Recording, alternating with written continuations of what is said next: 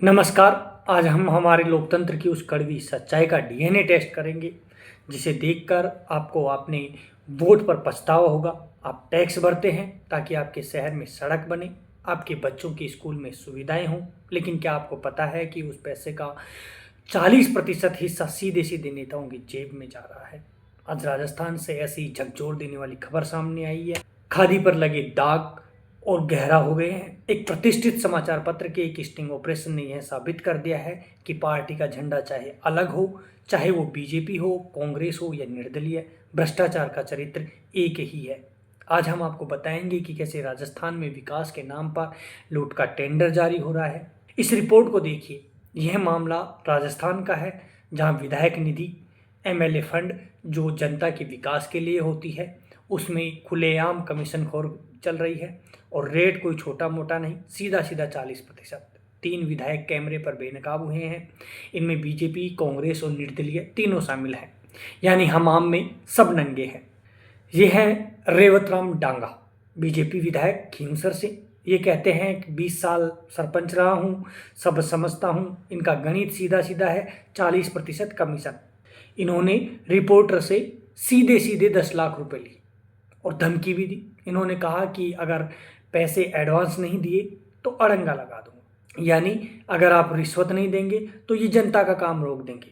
दूसरी तरफ ये मोहतरमा है कांग्रेस विधायक अनीता जाटव। इन्होंने पहले अफसरों का डर दिखाया, कहा अफसर काम अटका चुके हैं। फिर 50,000 रुपये टोकन मनी ले ली। इनके लिए डील इनके करीबी पवन शर्मा कर रहे थे, जिन्होंने सीधे सीधे कहा कि हम 30 से 35% लेते हैं, लेकिन आपके लिए 40% कर देंगे। सोचिए, भ्रष्टाचार में भी मोल भाव हो रहा है। तीसरी विधायक रितु बानावत हैं, जो निर्दलीय विधायक हैं, जो मुख्यमंत्री जी के गृह जिले भरतपुर से आती हैं। यहाँ विधायक महोदया के पति ऋषि बंसल डील फाइनल कर रहे थे। 40 लाख रुपए की डील की बात हुई। यहाँ सिस्टम इतना सेट है कि इन्होंने टोकन मनी यह कहकर लौटा दी कि जब काम होगा तब लेंगे। यानी भरोसा इतना कि भ्रष्टाचार होगा तय है।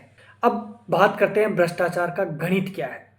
आप इस भ्रष्टाचार का गणित को समझिए, क्योंकि यह पैसा आपकी जेब से गया है। मान लीजिए सरकार ने स्कूल में दरी और फर्श बिछाने के लिए 100 रुपये भेजे, उनमें से 40 रुपये विधायक जी कमीशन के ले गए, बचे 60 रुपये। उसमें 18% जीएसटी और कॉन्ट्रैक्टर का मुनाफा भी जोड़ लीजिए, तो अंत में आपके बच्चों के स्कूल में जो सामान लगेगा उसकी असली कीमत 30 या 40 रुपये से ज़्यादा नहीं होगी।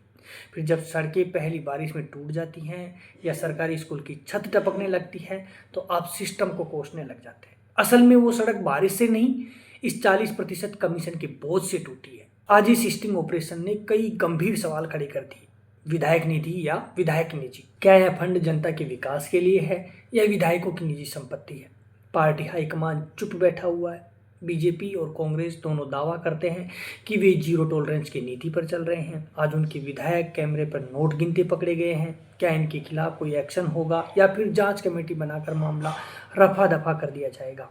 ईमानदारी का नाटक देखिए। रेवतराम डांगा जैसे नेता कहते हैं कि वो मंत्री बन सकते हैं। अगर ऐसे लोग मंत्री बने तो प्रदेश का क्या हाल होगा, आप खुद अंदाजा लगा सकते हैं। यह खबर सिर्फ राजस्थान की नहीं, यह देश के हर उस नागरिक की है जो ईमानदारी से टैक्स देता है। यह 40% कमीशन का मॉडल लोकतंत्र के लिए दीमक है। आज जरूरत है कि आप अपने जनप्रतिनिधि से सवाल पूछें। समाचार पत्र ने तो अपना काम कर दिखाया, सच दिखाया। अब बारी जांच एजेंसियों की है। हम देखेंगे कि इन पर बुलडोजर चलता है या फिर ये भी फाइलों पर धूल जम जाए। नमस्कार, आप देख रहे थे यूडी न्यूज और मैं हूँ आपके साथ पीएल मान।